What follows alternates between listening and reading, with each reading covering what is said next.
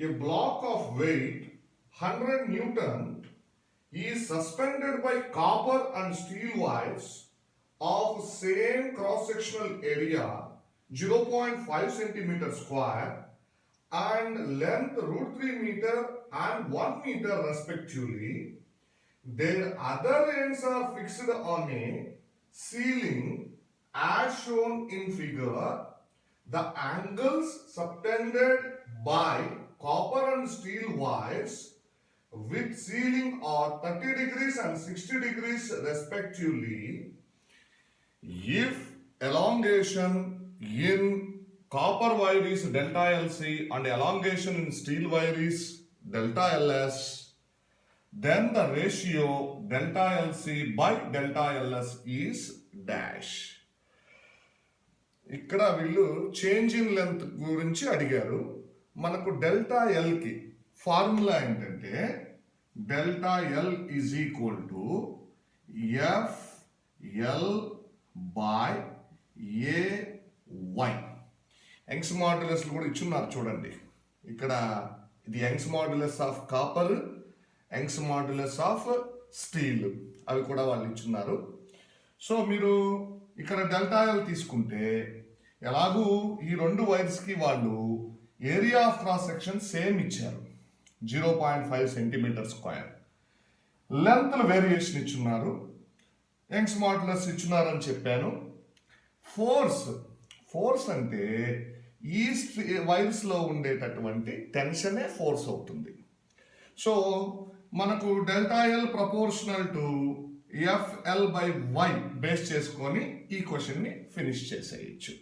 అంటే మీకు ఇప్పుడు ఇక్కడ delta L C by delta L S is equal to మనకు delta L directly proportional to force కాబట్టి, ఫోర్స్ అంటే ఇక్కడ టెన్షనే కాబట్టి టెన్షన్ ఇన్ కాపర్ వైర్, దీనికి tension in steel wire. Area of cross section ఎలాగూ క్యాన్సిల్ పోతాయి, రెండు సేమ్ ఉన్నాయి, అది వద్దనుకుంటున్నాము.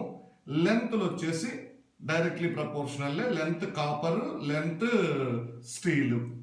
యంగ్స్ మాడ్యులస్ ఇన్వర్స్లీ ఉంది కాబట్టి ఇక్కడ యంగ్స్ మాడ్యులస్ ఆఫ్ కాపర్, ఇక్కడ యంగ్స్ మాడ్యులస్ ఆఫ్ స్టీల్ వేద్దాం.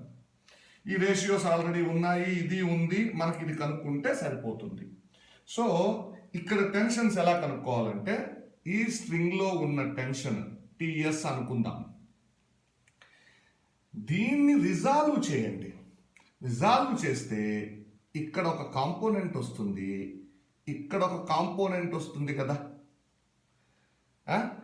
ఈ యాంగిల్ 60 డిగ్రీస్, ఎందుకంటే ఈ ఇంటర్నల్ యాంగిల్ సేమ్ ఉంటుంది కదా మనకు, ఇది 60 డిగ్రీస్.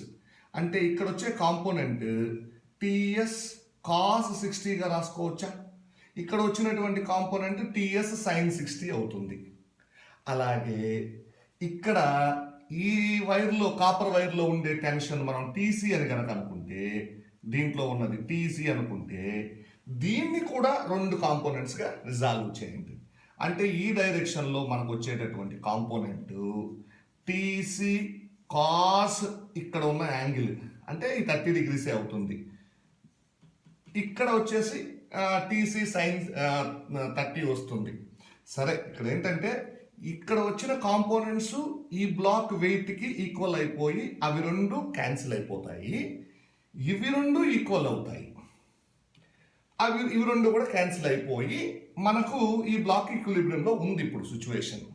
ఓకే, సో మనం ఇవి రెండు ఈక్వల్ చేసామంటే మనకు కావాల్సిన రేషియో ఏదైతే టీసీ బై టీఎస్ ఉందో అది వచ్చేస్తుంది. అది ఇక్కడ సబ్స్టిట్యూట్ చేస్తే ఆన్సర్ వచ్చేస్తుంది.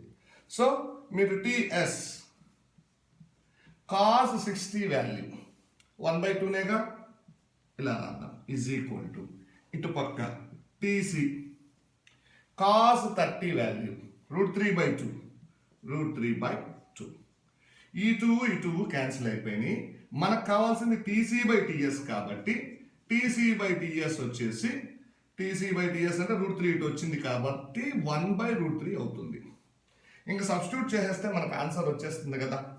సో డెల్టా ఎల్సి ఇక్కడ రాస్తాం, delta L C by delta L S, ఇదిగోండి టీసీ బై టీఎస్ ఎంతది 1/√3. ఇప్పుడు ఎల్సి అంటే లెంత్ ఆఫ్ కాపర్ వైర్ వాళ్ళు √3 ఇచ్చారు. Copper wire √3. Steel wire length వచ్చేసి 1 మీటర్ ఇచ్చారు. Young's modulus of steel 2 × 10⁻11. ఎలాగూ పైన కింద 10⁻11 క్యాన్సిల్ అయిపోతుంది, నేను అది రాయట్లేదు. సో స్టీల్కి నేను 2 అని రాస్తున్నాను, దీనికి కాపర్కి 1 అని రాస్తున్నాను. ఇప్పుడు ఈ √3 కూడా క్యాన్సిల్ అయిపోయి మన ఆన్సర్ ఎంత వస్తుంది? 2:1. అంటే 2 అనే ఆన్సర్ మనకు వచ్చింది. వీళ్ళు ఏమిచ్చారంటే ఆన్సర్ 2.00 అని ఇచ్చారు. అంటే అడ్వాన్స్ వాళ్ళు ఏంటంటే అక్కడ న్యూమరికల్ క్వశ్చన్ ఇది జనరేట్ చేస్తుండేది, అక్కడ ఇన్స్ట్రక్షన్స్ వాళ్ళు ఇచ్చుంటారు. అంటే డెసిమల్ తర్వాత 2 ప్లేసెస్, 2 డెసిమల్ ప్లేసెస్ని రాయమని ఇచ్చుంటారు. అందువల్ల వాళ్ళ ఆన్సర్ 2.00 ఇచ్చారు.